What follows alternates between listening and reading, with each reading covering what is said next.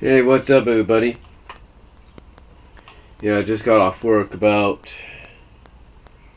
a little over an hour and, well, basically about 43 minutes ago. Excuse me. An hour and 43 minutes ago.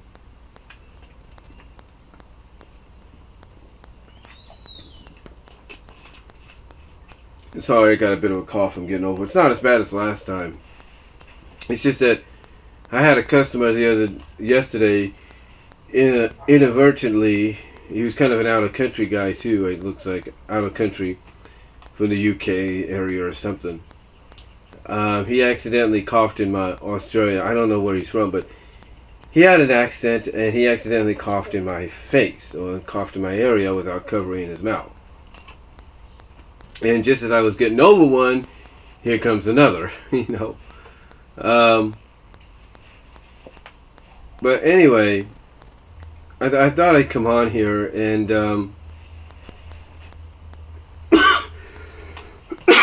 excuse me. Sorry about that. But I thought I'd come on here and talk about something that I kind of find interesting. I mean, today in London, which is 8 hours ahead of us, because I live on the East Coast. I live on the West Coast, Pacific time. 8 hours ago, legitimately about 8 hours ago, they filmed SmackDown Live. They taped SmackDown Live, and I think the Lex Man kind of asked the question: how is SD Live at WWE? Or how is this SD Live, seeing as though it was in London?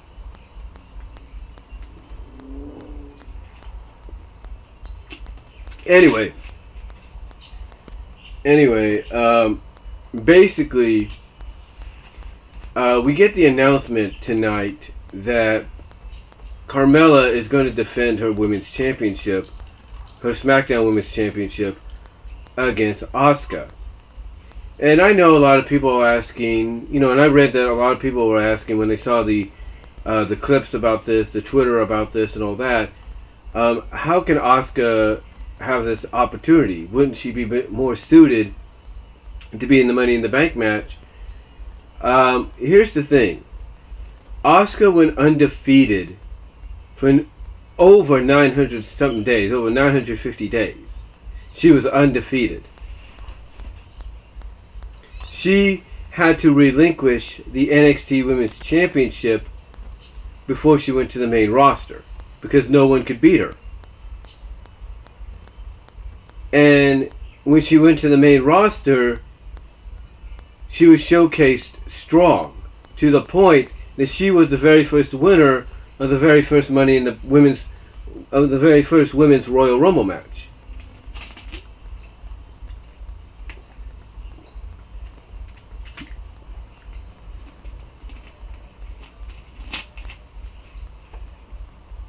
And on top of that, even in defeat, she had one of the best WrestleMania matches in quite some time against Charlotte. So you take a look at the fact that she only has one singles loss and one tag team loss. Here's the deal. She's basically, besides those two blimps on her record, she's pretty much on a roll. And let's not forget, with all due respect to Becky Lynch, who earned her way into the Women's Money in the Bank tonight, Becky's the one that took the pinfall, not Asuka. So even though Asuka lost to Charlotte, they're still protecting her, that being WWE. So anyway, getting back on topic here, Paige announced tonight, because once again, Carmella tried to have a celebration, in this case a royal celebration, and it was interrupted. But this time it was interrupted by the general manager of SmackDown, Paige. And Paige basically flat out told Carmella, you are going to be defending your championship at Money in the Bank against Asuka. And what I found funny, what I found unique about this, and I've been thinking about, what's going on here with these certain women wrestlers or superstars that WWE has on some of the on all three of the brands, if not mostly the main roster. I've always been thinking, what's going on here? Excuse me, because it's almost like night and day. It's almost like light and dark. It's like on one hand, you got all these women wrestlers that can go in the ring, and then on the other...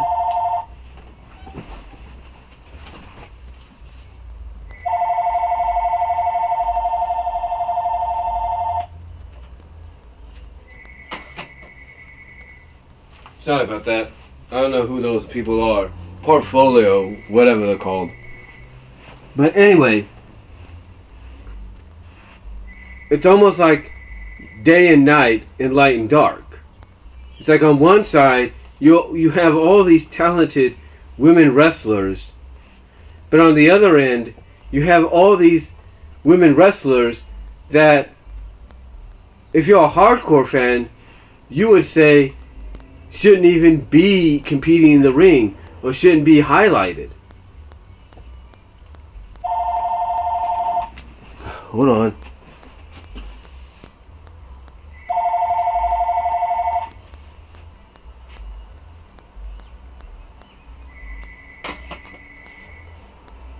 Boy, you get close to the end of summer, from the end of spring and the school year and all that, and all these people start calling up. Makes you wonder.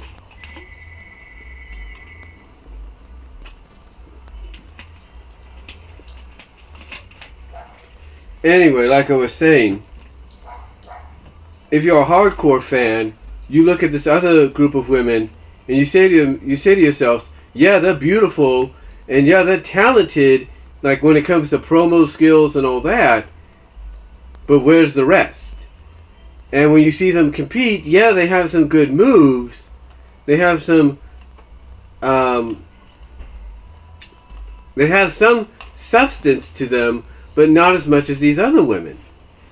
So you wonder what's going on here. And again, like I said, I've been thinking about this. I've been thinking, like, what's going on? It's kind of like day and night here with this women's division. And then it kind of dawns on me. Excuse me. It kind of dawns on me a little bit.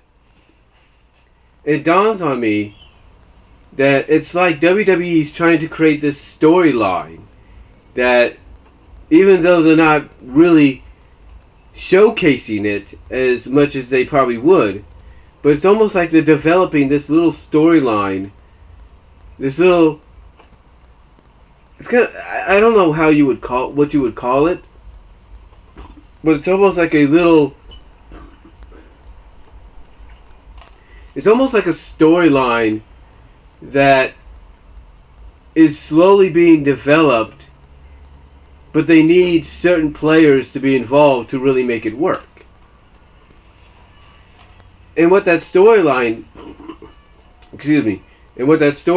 seems to be is the real women wrestlers going up against these not so good women wrestlers, or in other words, the real women's wrestlers of the Revolution going up against these divas on the other side.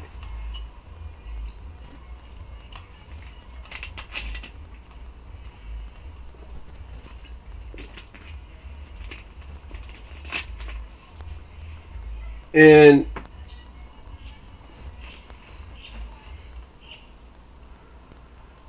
you wonder, why would WWE slowly build to something like this? And lately that's been WWE's, I guess, flavor of the month, or their fetish, if you will. They like to slowly burn.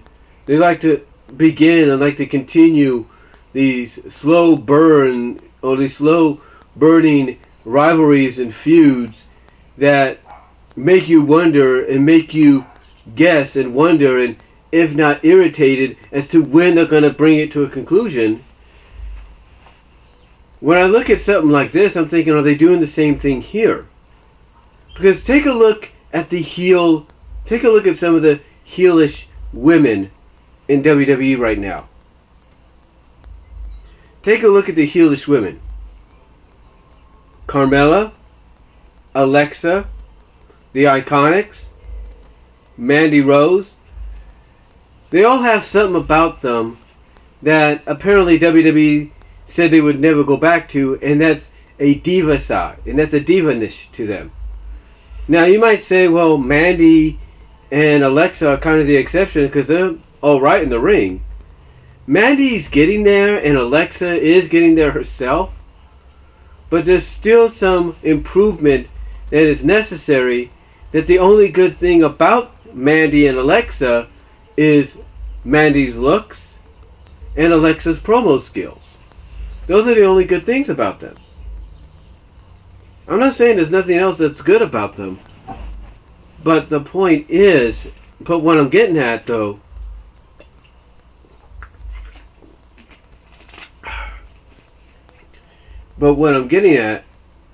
is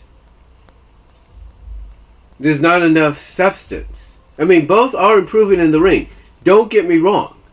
They wouldn't be in the main roster positions they're in, or eventually, like in Mandy's case, going to be, if they weren't.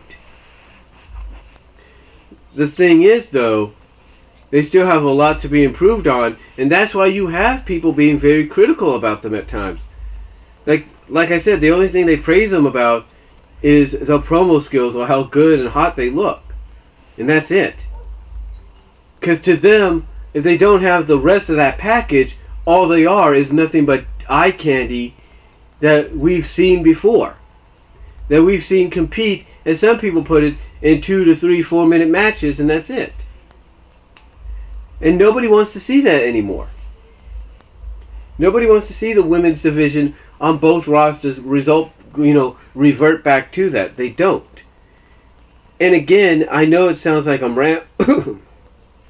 not making any sense, but it's almost like to me that they're trying to tell a story here, a slow burning one, which may, which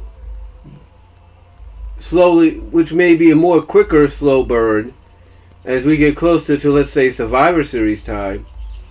But it's almost like they're doing this little storyline on the side where you have these real women wrestlers eventually going up against these diva-like women wrestlers that don't have the skill or the heart or the desire to be in the positions or be in the sport, or to basically be in the positions they are right now, to be in the company that they're working for right now, or be in the sport that they're a part of. It's almost like this is one of those slow burning rivalry feuds that it's going to culminate probably a lot sooner than Bayley and Sasha is right now, and a lot sooner than Kevin Owens, Sami Zayn.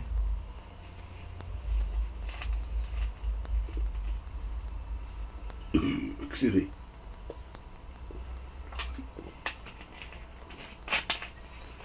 So, it makes you wonder if WWE's planning to do some kind of match down the line, some kind of storyline with the women wrestlers of SmackDown Live and even Monday Night Raw going up against the diva-like women wrestlers of both brands as well.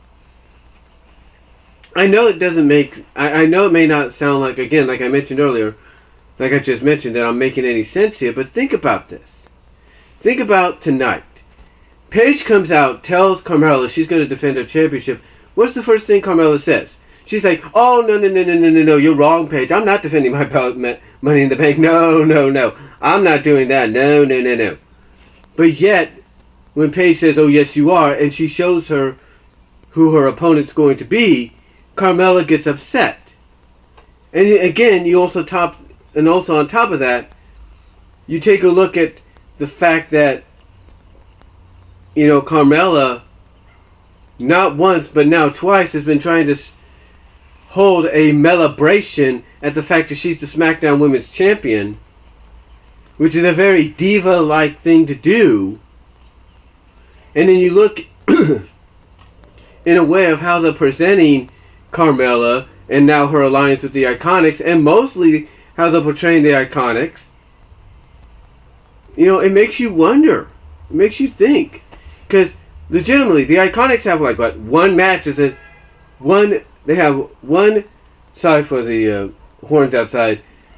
This is a town where people like this is and no offense taken when I say this, a mostly Mexican town, or Mexican inhabited town, and they like to honk the horns. Again, no offense. But anyway, like I said, you look at the IKonics, Billie Kay and Peyton Royce, and how they've been presented lately, and they only have one win as a team, as far as we know, and not a single win, as individuals. As individuals, they don't have a single win, as far as I know. They have one win as a tag team, no wins as singles competitors, unless Billie Kay, I think, gets one.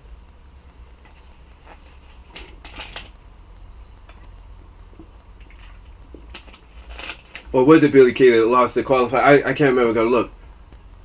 But unless one of them gets in, because take a look at how one of the IKonics reacted. I think it was Billie Kay, I'm not really sure, reacted when Peyton lost to Charlotte, or Billie lost to Charlotte. Look how Peyton reacted, or Billie, whoever it was reacted. They reacted like, "Wait, no!" Like they were upset they weren't getting the way. Very Diva-ish, right? Very Diva-ish. So again, it makes you wonder, it makes you think, are they going this route? Are they going the route with a slow burning storyline that has yet to have a spotlight put on it, but eventually probably will, of the real women wrestlers, of the real women superstars of this women's revolution, going up against these fakes, these phonies, and these other women superstars that are more diva-like than true women wrestlers. Because to me, it seems to make a lot of sense. And like I said, you could throw Alexa into that group as well, because you could, if you involve her, you can have someone on the opposite end point out that for a while, for several months, she didn't defend her championship, and that's a very diva thing to do. So,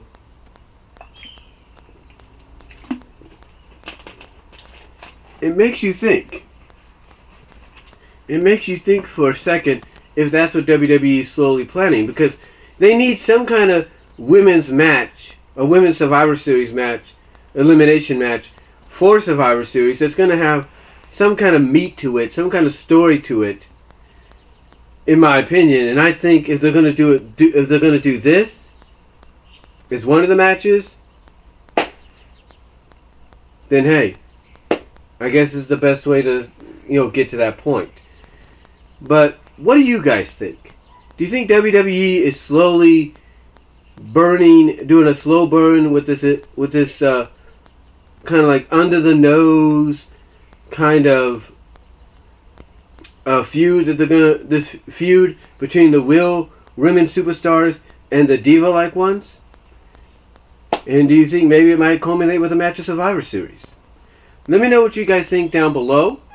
Comment if you like, and I'll talk to y'all later. But let me know what you guys think. I'd like to hear from you.